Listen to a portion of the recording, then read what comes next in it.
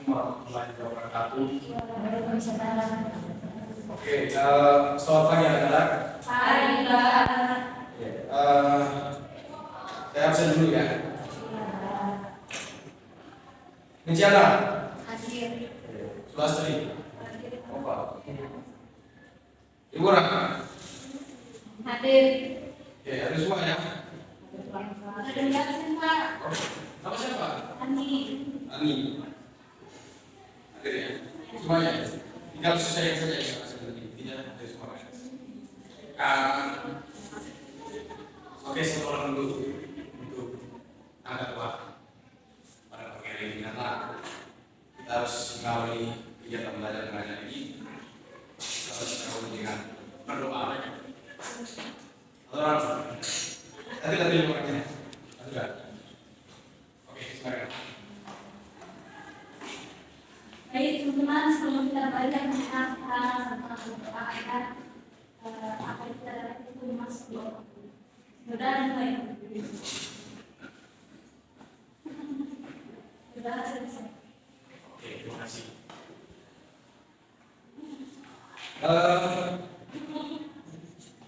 Ada yang ingat materi yang kemarin kan kita bahas stratifikasi sosial dulu. Lupa. Baik. Ada yang lain juga, mungkin ada yang masih ingat terkait dengan materi yang kemarin itu. Kalau tidak salah kemarin saya memberi tugas untuk teman-teman bekerja di rumah biar saya bisa mengingat kembali materi yang dalam stratifikasi sosial tersebut. Nah, karena kemarin kita sudah bahas minggu lalu, kita sudah bahas materi yang sebagaimana bicara soal stratifikasi sosial. Nah, hari ini kita akan bahas nanti dasar dari stratifikasi sosial itu. Itu ada 5 nanti ya. Kita hanya bahas di situ saja. Cuman sebagaimana kita merefleksi kembali materi yang kemarin itu, konsep ataupun simpelnya bicara soal untuk memahami stratifikasi sosial itu cukup memahami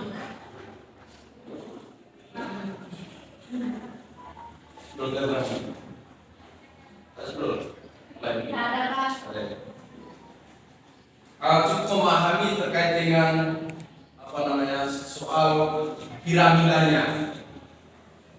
Kan kelas tertinggi ya, kelas yang paling atas di stratifikasi sosial itu misalnya yang orang kaya itu kemarin yang saya sudah jelaskan. Itu akan ada 3 golongan itu, 3 golongan, ada golongan atas, golongan menengah, sama golongan bawah. Nah, di golongan atas itu ada orang kaya, pengusaha, dan penguasa. Penguasa itu seperti raja itu. Nanti spesifikasinya pembahasan terkait itu nanti di dasar-dasar stratifikasi sosial itu. Yang kedua itu golongan menengah. Nah, itu bicara soal pegawai kantor, petani yang pemilik ataupun pedagang itu. Nah, yang golongan bawah itu buruh tani sama budak. Itu kalau misalnya kelas yang paling bawah.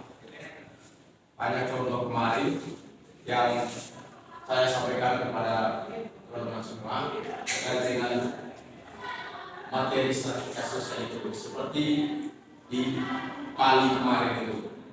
Nah, cuman kalau teman-teman sudah lupa materi yang kemarin itu, di Pali itu ada 3 kelas itu ataupun 4 dalam, cuman itu diikuti dengan kepercayaan juga, ada Brahmana, Satria, Wesa, sama Sudra. Nah, cukup memahami itu saja contohnya di konteks lingkungan masyarakat gitu. Itu bicara soal stratifikasi sosial, contoh konkretnya di masyarakat Bali. Nah, hari ini kita akan bahas terkait dengan dasar-dasar dari stratifikasi sosial. Nah, kemarin itu kan saya memberi tugas kepada anak-anak semua terkait dengan yang pertama itu kemarin ada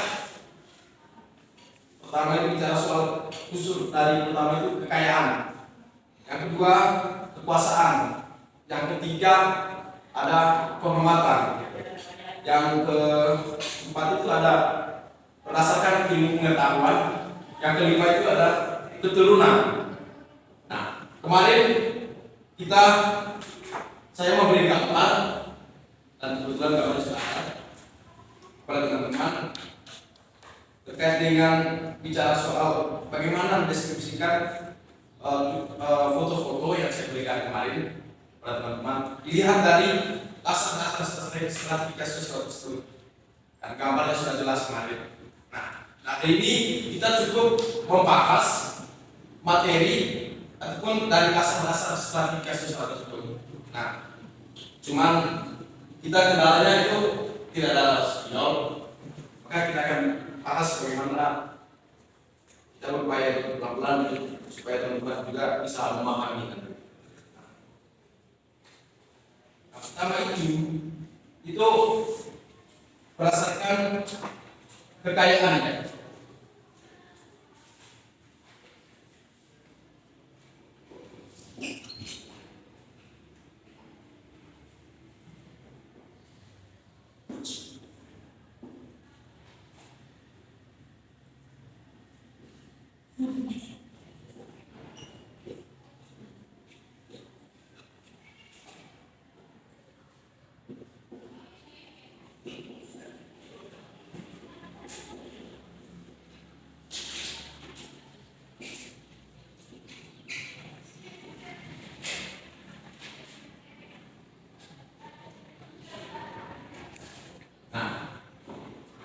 Ini ya,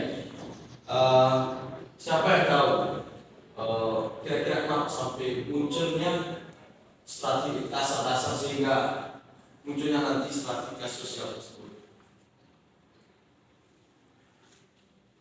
Padahal sudah diverifikasi kemarin ini. Oke,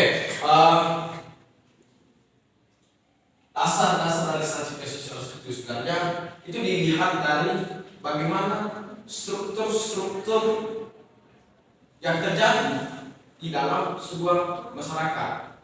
Itu kita lihat, ada sering kita lihat di masyarakat pada umumnya. Nah, kita langsung saja. Pertama itu berdasarkan kekayaan.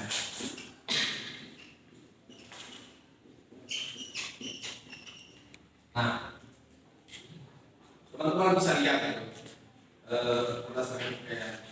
Gambar yang kemarin saya berikan kepada teman-teman kan sih kayak gini, ilustrasinya kayak gini. Cuman ini hanya satu sampel saja bagaimana untuk melihat bicara soal orang yang kaya, sehingga terbentuknya dasar-dasar stratifikasi sosial. Nah, ini masih banyak juga contohnya di masyarakat itu. Nah, seperti hari ini kita lihat itu ada Hotman Paris, juga orang-orang kaya yang kita dengar atau kita lihat di TV, mungkin di yang pernah juga ketemu dia. Jadi soal kekayaannya dia itu sudah melimpah gitu. Itu dengan sendirinya nanti munculnya dia itu stratifikasinya itu di bagian kekayaan. Itu dalam konsep masyarakat gitu. Nah, yang berikutnya adalah soal yang kedua itu ada kekuasaan.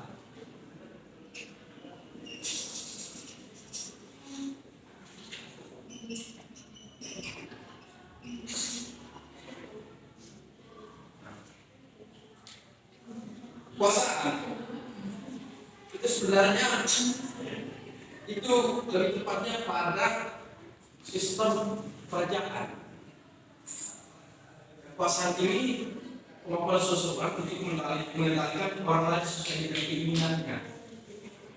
Contohnya itu di itu seperti yang saya berikan kepada teman kemarin itu tinggi, contohnya sejak raja kan, seperti ini. Jadi berdasarkan kekuasaan ini dengan sendirinya dia mampu untuk mengendalikan masyarakat gitu, ataupun orang-orang yang kelasnya di bawahnya dia. Jadi dia yang mampu untuk bisa menguasai dan memerintah. Karena struktur atau strategi sosialnya dia itu dia paling kelas atas juga. Nah, yang ketiga itu ada penghormatan.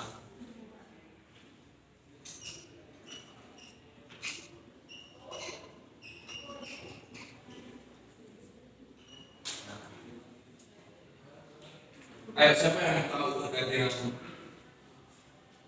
merasakan kehormatan ini? Siapa yang tahu?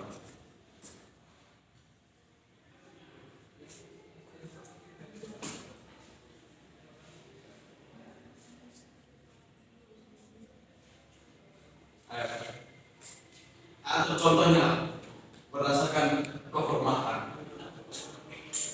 Nah, ada yang tahu? Berdasarkan kehormatan ini sebenarnya ukuran yang ini biasanya hidup dan bentuk di masyarakat gitu. Karena dia sudah mempunyai jasa mungkin ya, jasa terhadap masyarakat, ataupun dia itu punya kedudukan di sebuah masyarakat dan mempunyai jasa terhadap masyarakat gitu, ataupun memberi sesuatu yang sehingga menganggap itu sebagai orang yang sudah mempunyai jasa, sehingga dengan sendirinya nanti itu ada, jadi masuk pada unsur kehormatan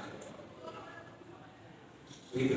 Nah, yang kita lihat hari ini contoh konkretnya adalah itu seperti presiden, karena dia dalam suatu negara yang menjabat sebagai presiden dan memang dia itu mempunyai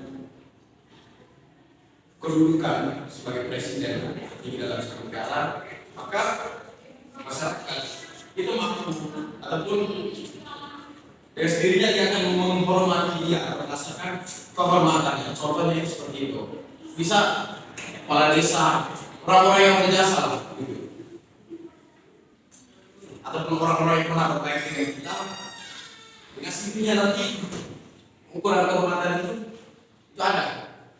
Itu contohnya tadi, seperti Lisa mungkin sudah banyak hal yang dia lakukan kepada masyarakat, itu pun yang lainnya. Nah, berdasarkan ilmu pengetahuannya, saya ilustrasi yang kemarin yang bisa berikan kepada teman-teman seperti ini. Seperti ini. Iya. Yang keempat itu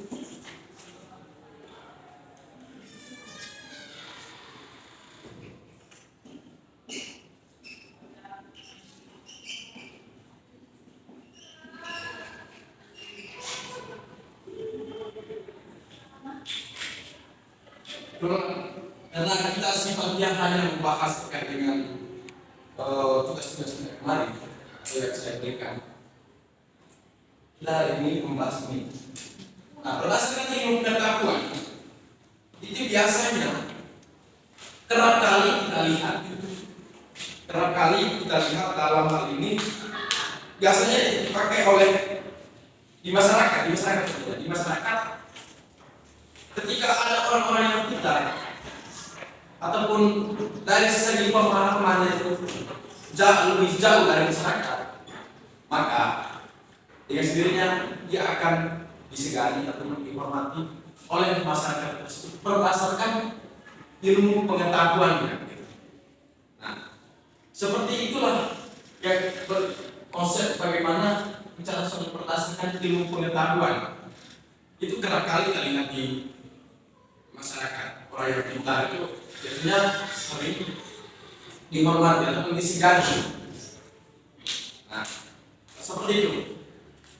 Nah, yang terakhir adalah itu ada faktor keturunan ya.